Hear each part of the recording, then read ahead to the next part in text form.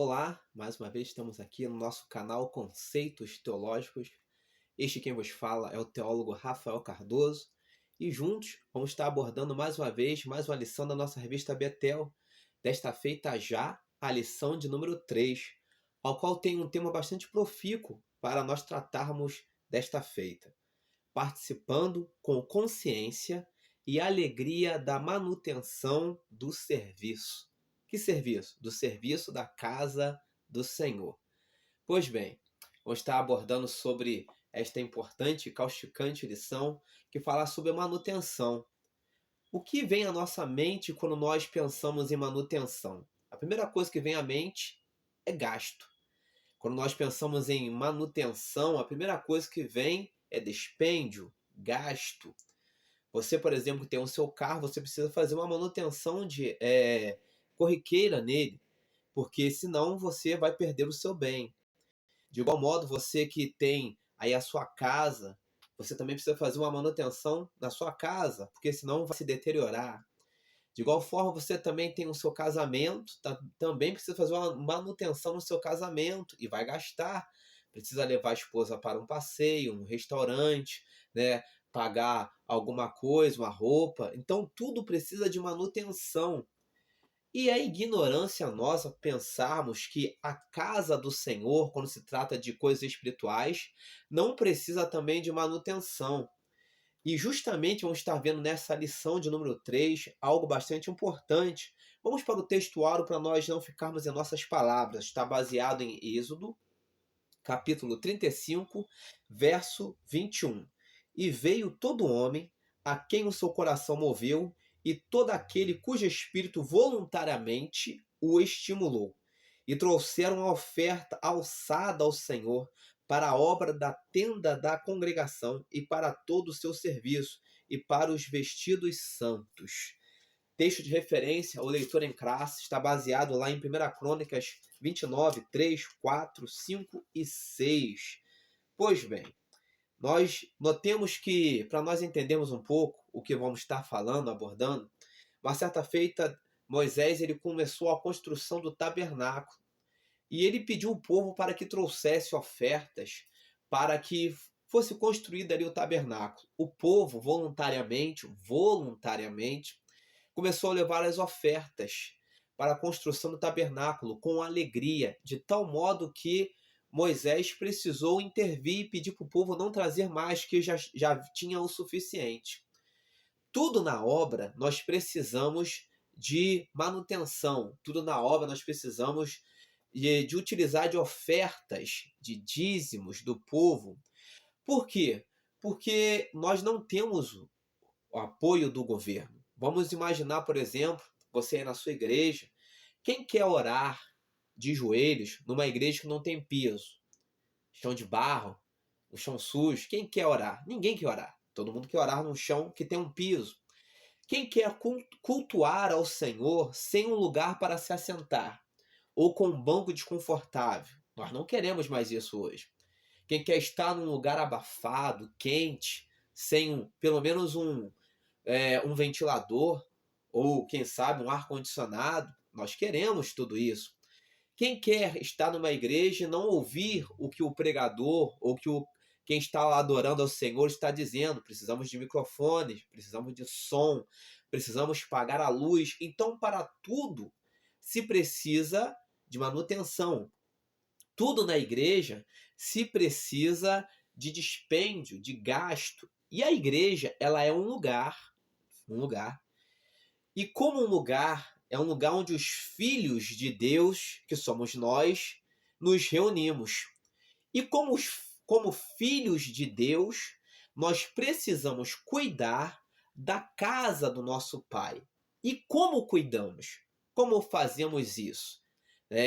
Nós nos reunimos na igreja para orar, nós nos reunimos na igreja para comungar, nós nos reunimos na igreja para a ceia do Senhor, nós nos reunimos na igreja para batismos, né? Nos reunimos na igreja para cultos de ação de graça, mas para termos esse espaço, para termos este lugar, nós precisamos fazer a manutenção desse espaço, a manutenção deste lugar. E como fazemos? Com ofertas alçadas e dízimos. é a forma que nós precisamos para fazer a manutenção da casa do Senhor. Deus, ele conta com você, ele conta comigo para a construção, bem como a manutenção de sua casa. Como assim? Às vezes você vai dizer: "Ah, a igreja não precisa de dinheiro, a igreja não precisa que eu tire a minha oferta, a igreja não precisa que eu tire o meu dízimo". Como assim não precisa? Porque tudo na vida, nesse plano terreno ao qual nós estamos, nós precisamos de dispêndio. Nós precisamos gastar, precisamos do dinheiro para tudo nesta vida. O governo, por exemplo, você que faz o seu tratamento aí, de repente, no SUS, pensa que faz de graça. Não é bem assim. Por quê? Porque o governo foi lá e cobrou um imposto. Cobra um imposto de você. O governo foi lá e cobrou, né, algumas taxas. Tudo tem taxas, tudo tem um imposto. Então, o governo arrecada dinheiro através do imposto. E com os nossos impostos, nós sustentamos, de certa forma, o país e é feita toda a manutenção na educação, é feita toda a manutenção na saúde, na segurança, nos estados, né? Tudo precisa de dinheiro. Manutenção precisa de gastos, de dinheiro. E engana-se quem pensa que na obra do Senhor não se precisa. E como nós fazemos a manutenção da casa do Senhor? Com dízimos e ofertas. Ofertas nós sabemos que é algo voluntário, né? Algo que é espontâneo, que sai do coração. Você tem, de repente tem alguma coisa ali em suas mãos e você: eu vou ofertar R$ 10, vou ofertar 15, 50, 100. É algo voluntário que sai do coração. E o dízimo? É algo voluntário? É algo obrigatório, que também faz parte da manutenção da casa do Senhor. Nós poderíamos, assim, conceituar, dizer que o dízimo, até certo ponto, no período veterotestamentário, era uma obrigação. Mas e hoje o dízimo é uma obrigação para a manutenção da casa do Senhor? O dízimo, ainda hoje, né, ele é válido para a manutenção da casa do Senhor? Nós vamos começar então a entendermos algumas coisas. Vamos puxar aí. Em Gênesis 14, do 18 ao 20, nós vemos que Abrão entregou dízimos de tudo que ele tinha adquirido até ali a Melquisedeque. Então nós vemos que o dízimo ele veio antes da lei, no ato voluntário de Abraão. Em Levítico 27, do 30 ao 32, nós vemos que o dízimo ele é oficializado na lei, ele passou a fazer parte da lei, ou seja, uma obrigação, ele passou a fazer parte da lei. Em Números 18, do 21, estou dando textos bíblicos, você vai estar lendo na sua casa, Números 18, do 21 ao 24, o dízimo ele era usado também para servir de sustento para os levitas que serviam no tabernáculo.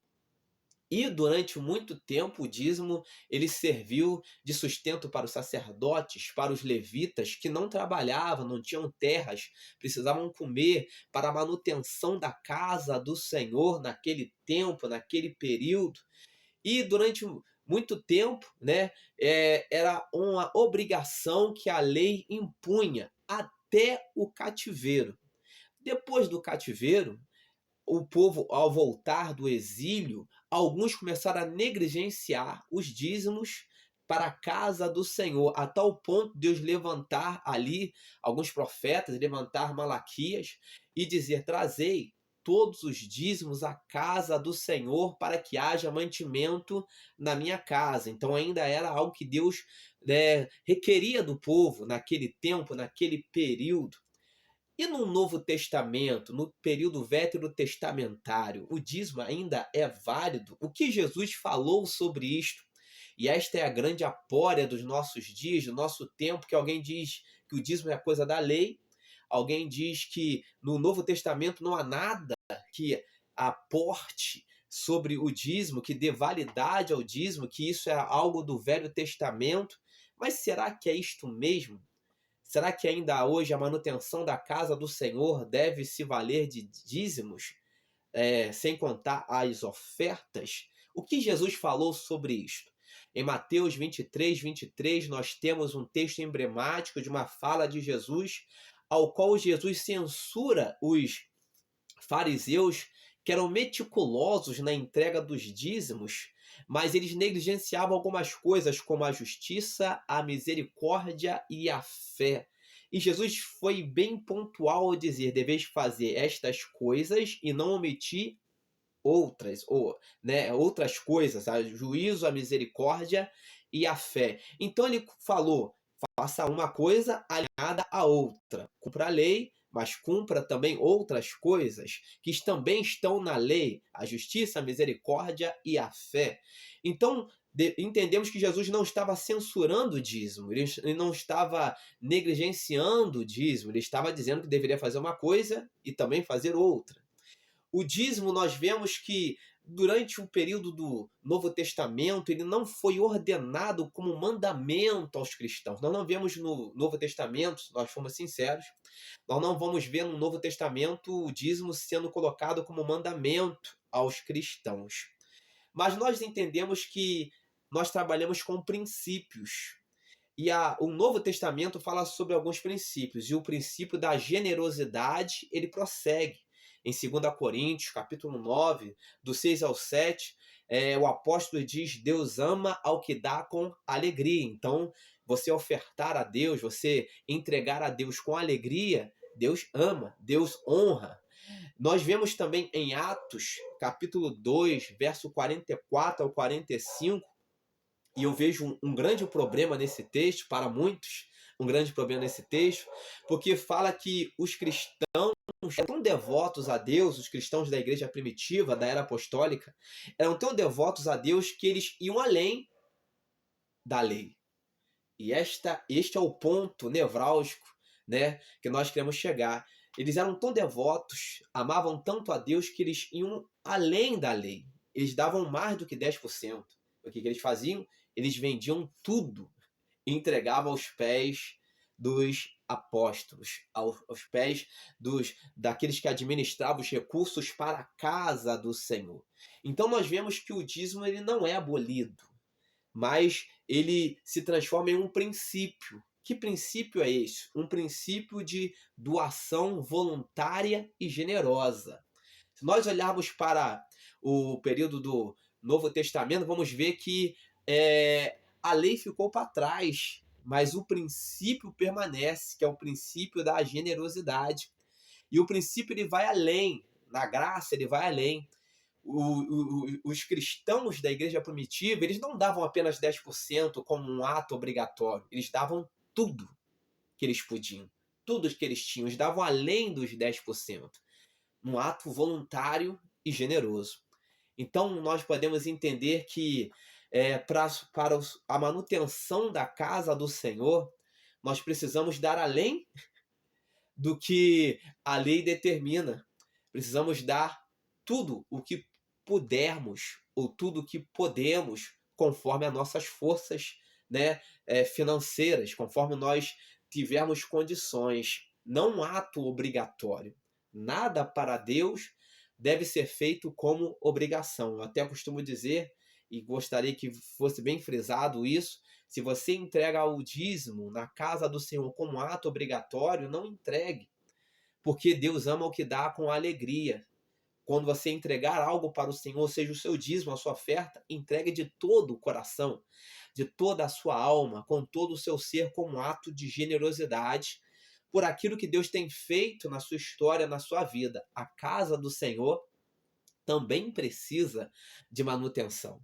A casa do Senhor precisa de um bom som, a casa do Senhor precisa de luz, a casa do Senhor precisa de um conforto para os irmãos. Afinal de contas, nós somos filhos de Deus.